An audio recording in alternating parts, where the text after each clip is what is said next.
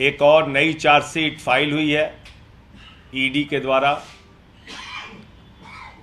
और इस चार्जशीट को देखने के बाद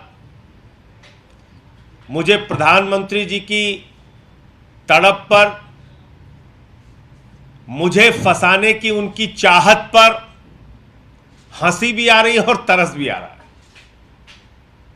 और उनकी तड़प, उनकी मुझे फंसाने की परेशानी को देखकर मुझे ऐसा लगता है कि प्रधानमंत्री जी आप तड़पो मत। इतना ही ज्यादा अगर मुझे फंसाने का आपने ठान लिया है अपने मन में, तो एक फोन करके बता दो कि भाई मुझे कुछ मिल तो नहीं रहा है तुम्हारे खिलाफ, लेकिन मुझे तुम्हें जेल भेजना है, भेज दो जेल, हम चले जाएंगे जेल। लेकिन ऐसी झूठी कहानियां बना के अपने आप को देश के सामने उजागर मत करो प्रधानमंत्री जी। आपकी संस्था ईडी को कॉमेडी सर्कस मत बनाओ। मजाक बन गया ईडी और ईडी की जांच, और मैं भी सिलसिलेवार करके आपके सामने बताऊंगा। आपको याद होगा पार्लियामेंट में मैंने ईडी के खिलाफ आवाज उठाई कि ईडी का मिसयूज होता है, ईडी का दुरुपयोग होता है। उसके बाद प्रिविलेज कमेटी की नोटिस मुझे मिली, वो प्रिविलेज कमेटी की नोटिस का मैंने जवाब दिया है, और वहां पर मैं प्रिविलेज कमेटी जब बुलाएगी मैं जाऊंगा भी। उसके बाद मेरा नाम चार्जशीट में गलत ढंग से शामिल किया गया, तो मैंने ईडी को नोटिस भेजा डिफेमेशन का। फिर उन्होंने मुझसे गलती मानी कि साहब गलती से लिखना था राहुल सिंह, लिख दिया संजय सिंह। अब उनको अपनी बेइज्जती बर्दाश्त नहीं हो रही है। इतिहास में पहली बार ईडी को अपनी गलती माननी पड़ी, यह बर्दाश्त नहीं हो रहा है। तो आज उन्होंने क्या करिश्मा किया? उन्होंने भारतीय जनता पार्टी का एक नेता जो बीजेपी की टिकट पे चुनाव लड़ चुका है, अमित अरोड़ा, जिसने अपना खुद भाजपाइयों से एक फर्जी स्टिंग करवाया और उस स्टिंग को जारी किया, बीजेपी वालों ने उसके फर्जी स्टिंग को लेके प्रेस कॉन्फ्रेंस की, उससे एक बयान मेरे खिलाफ दिलवाया है। और आप देखिए बड़ा मजेदार बयान है, बहुत ध्यान से सुनिएगा। यह शख्स अमित अरोड़ा जो बीजेपी की टिकट पे चुनाव लड़ चुका है, इसने पहला बयान दिया 6 सितंबर को, दूसरा बयान दिया 7 सितंबर को, तीसरा बयान दिया 29 नवंबर को, चौथा बयान दिया 2 दिसंबर को, पांचवां बयान दिया 3 दिसंबर को, छठवां बयान दिया 5 दिसंबर को, सातवां बयान दिया 7 दिसंबर को, आठवां बयान दिया 10 दिसंबर को, नौवां बयान दिया 13 दिसंबर को, 10वां बयान दिया 13 दिसंबर को, और उसके बाद बीच में निकल जाता है, बाहर निकलता है। और फिर इसने बयान दिया 27 मार्च को। मैं इतना अनजान व्यक्ति हूं, इतना गुमनाम व्यक्ति हूं कि अमित अरोड़ा जो 10 बार ईडी को बयान देता है, 10 बार, उसमें संजय सिंह का नाम नहीं लेता। 10 बार, ये सारी तारीखें हैं मैंने जो आपके सामने रखी है, और 10 बार इसका दिया गया बयान है ईडी के सामने। 10 बार ये शख्स जो बीजेपी के चुनाव पे टिकट पे लड़ चुका है चुनाव, अमित अरोड़ा बीजेपी के टिकट पे जो चुनाव लड़ चुका है, 10 बार के बयान में ये ईडी के सामने संजय सिंह का नाम नहीं लेता। उसके बाद जब ईडी के खिलाफ मैं लगातार बोलना शुरू करता हूं, तो इसको बाहर निकाल के मेरे खिलाफ बयान लिया गया। और क्या बयान लिया गया वो भी सुनिएगा, बड़ा मजेदार है। ऐसा बयान लिया गया जिसका इस शराब की पॉलिसी से कोई लेना देना नहीं। देखिए आप, ये चल रही है मोदी जी की जांच, ये चल रही है मोदी जी की comedy.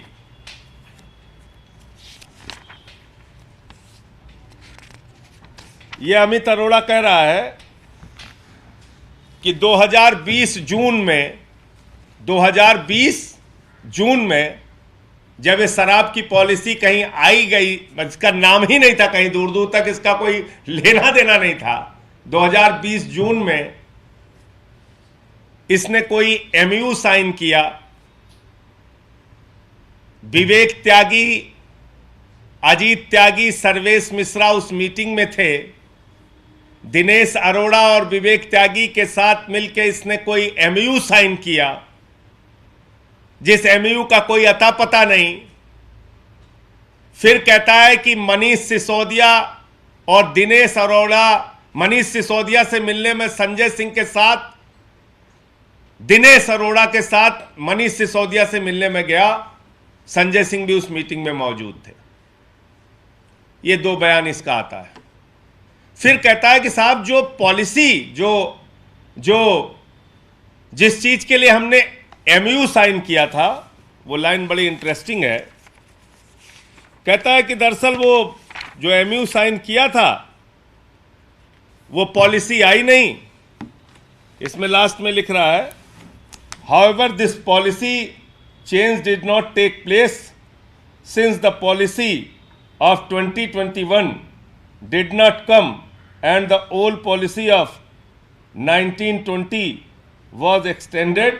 Meanwhile, work on the new policy of 21-22 started. तो ये कह रहा है कि एक एमयू साइन हुआ, सब कुछ हुआ, लेकिन क्योंकि वो पॉलिसी आई नहीं, इसलिए उस एमयू पे कोई काम भी नहीं हुआ। ये इनका बयान है। इस तरीके से इन्वेस्टिगेशन चल रहा है, इस तरीके से जांच चल रही है। अब और मजेदार बात सुनिए। 27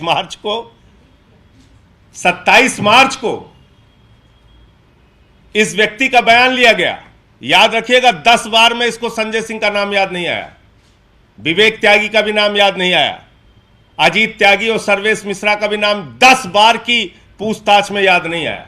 हमारे किसी सहयोगी का नाम याद नहीं आया, मेरा नाम याद नहीं आया, मेरे साथ ये मनीष सिसोदिया से मिलने गया था, ये बात भी याद नहीं आई। 10 बार इससे पूछताछ हुई। मैंने सारी तारीख बता दी।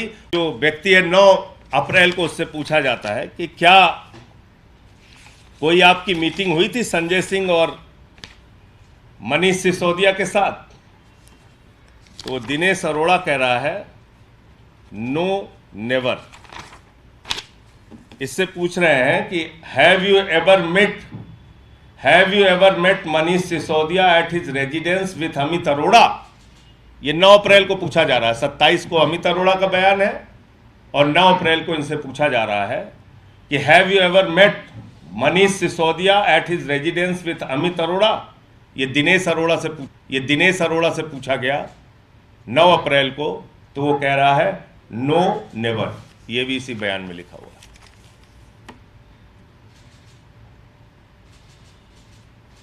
तो मैं तो कह रहा हूं कि इस देश के न्यायालय को अब इस बात का संज्ञान लेना चाहिए कि किस तरीके से भारतीय जनता पार्टी के इशारे पर, प्रधानमंत्री नरेंद्र मोदी के इशारे पर ईडी नाच रही है। किस तरीके से मुझे फर्जी फंसाने के लिए बेचैन और बेताब है। ऐसी घटनाओं का जिक्र इस चार्जशीट में किया जा रहा है जिसका लीकर पॉलिसी से कोई लेना देना नहीं। ऐसे एमयू का जिक्र किया जा रहा है जिसका कोई लीकर पॉलिसी से लेना देना नहीं, और जो व्यक्ति बयान दे रहा है वही व्यक्ति कह रहा है कि नहीं, यह पॉलिसी नहीं आई जिसको लेकर एमयू साइन हुआ था। घटना कब की बता रहा है? जून 2020 की। और कब बता रहा है? 10 बार की पूछताछ में नहीं बताया, 11वीं बार की पूछताछ में मेरा नाम ले रहा है। यह इन्वेस्टिगेशन चल रही है। तो मोदी जी, मैं आपकी तड़प को, आपकी बेचैनी को समझ सकता हूं। आप मुझे जेल में डालना चाहते हैं, आप बहुत बेचैन हैं, आप तड़प रहे हैं, लेकिन आपकी तड़प पे मुझे तरस आ रहा है। आप एक फोन कीजिए मुझे कि संजय सिंह तुम्हारे खिलाफ सारी जांच करा ली, कुछ नहीं मिला, बट मोदी की इच्छा है तुम जेल चले जाओ। मैं चला जाऊंगा जेल, डाल दो मुझे जेल में, शौक से चला जाऊंगा। लेकिन ये गंदी हरकत मत करो। पूरे देश के सामने आपका सच उजागर हो रहा है। जो व्यक्ति फर्जी स्टिंग करवा के अपनी स्टिंग जारी करवाता है, उस पर बीजेपी वाले प्रेस कॉन्फ्रेंस करते हैं। 10 बार की पूछताछ में उसको संजय सिंह का नाम याद नहीं आता, उसके बाद उसके मेरे खिलाफ बयान लेते हो। मेरे सहयोगियों के यहां छापेमारी करते हो। ऐसी बातें वो लिख रहा है जिसका लीकर पॉलिसी से कोई लेना देना नहीं। क्यों ये सब कर रहे हो? क्या हासिल हो जाएगा? तो जैसा मैंने कहा, जितना तथ्य आता जाएगा हर मुद्दे को लेकर मैं कानूनी कार्रवाई में जाऊंगा। यह एक दूसरा तथ्य सामने आया है जिसमें फर्जी, बेबुनियाद, झूठी बातें लिखी गई हैं, जिसको खुद जिस व्यक्ति के नाम से लिखी गई हैं कि दिनेश अरोड़ा साथ में मीटिंग गया था, वो डिनाई कर रहा है। ऐसी बातें लिखी गई हैं जिसका लीकर पॉलिसी से कोई लेना देना नहीं, बावजूद इसके आधार बनाकर हमारे सहयोगियों के यहां छापेमारी का काम किया गया, हमारे साथियों के यहां छापेमारी का काम किया गया। इस मुद्दे पर भी मैं कानूनी कार्रवाई इन लोगों के खिलाफ करूंगा और पूरे देश के सामने ऐसे ही एक्सपोज करता रहूंगा, बेनकाब करता रहूंगा नरेंद्र मोदी जी की नीयत को और उनके इशारे पर नाचने वाली ईडी को, जो कॉमेडी सर्कस बन गई है। तो मैं आज ये जो चार्जशीट आई थी, इसके जो तथ्य थे वो आपके सामने रखना चाह रहा था, इसलिए आज की ये प्रेस वार्ता थी। आपका कोई प्रश्न हो तो आप पूछ सकते हैं। संजय जी, पहले आपका नाम आता है चार्जशीट में, फिर कहा जाता है गलती से डाल दिया, फिर आपके करीबी पे छापा, फिर आज ही नहीं चार्जशीट। तो आप ये कहना चाह रहे हैं कि अब सीधा इशारा ये है कि संजय सिंह की अगली बारी है? बहुत साधारण सी एक लाइन में आपको समझ में आ जाएगा। क्या मैं इतना गुमनाम व्यक्ति हूं कि एक आदमी से ईडी पिछले साल के सितंबर महीने से, और अब आ गया मई, पिछले साल के सितंबर महीने से अब तक 10 बयान ले चुकी है। और ये पूरा बयान है, रखा है, देखिएगा, ये पूरा का पूरा बयान रखा हुआ है उसका। इसमें और भी लोगों के बयान है, लेकिन उसके बयान है, पूरे के पूरे बयान है। ये पढ़िए आप। 10 बार के बयान में ना तो उसको संजय सिंह याद आते हैं, ना विवेक त्यागी याद आते हैं, ना सर्वेश मिश्रा याद आते हैं, ना अजीत त्यागी याद आते हैं। और 11वें बार के बयान में फंसाने की साजिश के तहत एक ऐसी एमयू और ऐसी पॉलिसी का जिक्र किया जा रहा है 2020 जून का, जिसका लीकर पॉलिसी से कोई लेना देना नहीं। लीकर पॉलिसी का तो जन्म ही नहीं हुआ था तब। तो ये फंसाने की साजिश नहीं तो और क्या है? ये बदनाम करने की साजिश नहीं है तो और क्या है? और इसको लेकर अगर मैं कानूनी कार्रवाई नहीं करूंगा तो मेरे पास रास्ता और क्या है? ईडी के अधिकारियों को जो डांट पड़ती होगी, जो कहा जाता होगा, वो कर रहे हैं। लेकिन ये सब कुछ करने में वो कितना फंस रहे हैं, वो भूलते जा रहे हैं। आपने बता दिया संजय सिंह, दिनेश अरोड़ा और मैं गया था मनीष सिसोदिया के घर, मैंने मीटिंग कराई। जिस व्यक्ति का नाम ले रहे हो, वो 9 अप्रैल को जब उससे पूछा जा रहा है, वो कह रहा है नहीं साहब, ऐसी कोई मीटिंग नहीं हुई, कभी नहीं हुई। तो इसलिए मैं फिर मोदी जी से कहना चाहता हूं कि अगर आपके मन में, मैं आज दिल से कहना चाहता हूं कि मोदी जी, अगर आपके मन में संजय सिंह को फंसाने की इतनी ज्यादा तड़प और तरस है, इतनी ज्यादा आपको बेचैनी है, तो आप देश के प्रधानमंत्री हो। दूसरा काम आपके ऊपर बहुत ज्यादा है। एक फोन करके मुझे कहो कि संजय सिंह, आपके खिलाफ कुछ नहीं मिल रहा है, मुझे आपको जेल में डालना है, आप चले जाओ, मेरी संतुष्टि के लिए चले जाओ। मैं चला जाऊंगा, मैं जेल में चला जाऊंगा। आप फोन करके बता दो कि मुझे कुछ नहीं मिल रहा है, फिर भी जेल में डालना है, मैं चला जाऊंगा जेल। लेकिन पूरे देश के सामने आपका घिनौना खेल उजागर हो रहा है। मोदी जी, ये मत करो, ये अच्छा नहीं। आपको देश के लिए और सारे काम करने हैं। एक फोन करके कहो कि कुछ नहीं मिल रहा है, फिर भी हमें जेल भेजना है, मैं चला जाऊंगा जेल। आप दूसरा कोई काम करो, देश के बहुत सारे काम है, उसको करो। एक आदमी को फंसाने के लिए इतनी साजिशें, इतना खेल। पहले झूठा नाम डलवाते हो, फिर कहते हो ईडी से गलती हो गई, फिर 3-3 चार्जशीट में गलत नाम, तीनों जगह कोर्ट में लिख के देते हो गलती हो गई। फिर 10 बार एक आदमी बयान देता है, वो मेरा नाम नहीं लेता। 11वें बार जब वो बयान देता है, और उसी पीरियड में वो थोड़े दिन के लिए शायद बीमारी के कारण बाहर भी गया था, और ऐसा व्यक्ति जो बीजेपी के टिकट पे चुनाव लड़ चुका है। ये है इनकी सच्चाई। तो इसलिए तो अब साफ है कि फंसाने के अलावा इस जांच में क्या है? ये झूठ का पुलिंदा है और कुछ नहीं है। संजय जी, क्या जो आगामी चुनाव है, क्या वो कारण है जो बार बार जो है फंसाने की कोशिश की जा रही है, टारगेट किया जा रहा है हमारे? देखिए, आपको याद होगा कि ईडी के दुरुपयोग के बारे में मैंने पार्लियामेंट में स्पीच दिया था और उसमें मैंने कहा था कि ईडी का कन्विक्शन रेट 0.5% है, जिसमें बड़ा हंगामा भी हुआ था। पीयूष गोयल खड़े हो गए थे उधर से मुझे मोर्चा लेने के लिए, लेकिन मैंने उनको पूरे तथ्य के साथ बताया कि ईडी किस तरीके से अपने पद का दुरुपयोग कर रही है और सरकार के इशारे पे विपक्ष के नेताओं को फंसाने का काम कर रही है। वहां से ये शुरुआत हुई है। निश्चित रूप से चुनाव भी उसका कारण हो सकता है, लेकिन सबसे बड़ा कारण एक दुर्भावना और नफरत से भरी हुई प्रधानमंत्री नरेंद्र मोदी जी की सोच है, जो किसी भी हालत में आम आदमी पार्टी के नेताओं को बर्दाश्त नहीं कर पा रहे हैं, जो किसी भी हालत में एक एक करके हमारे नेताओं को जेल में डालना चाहते हैं।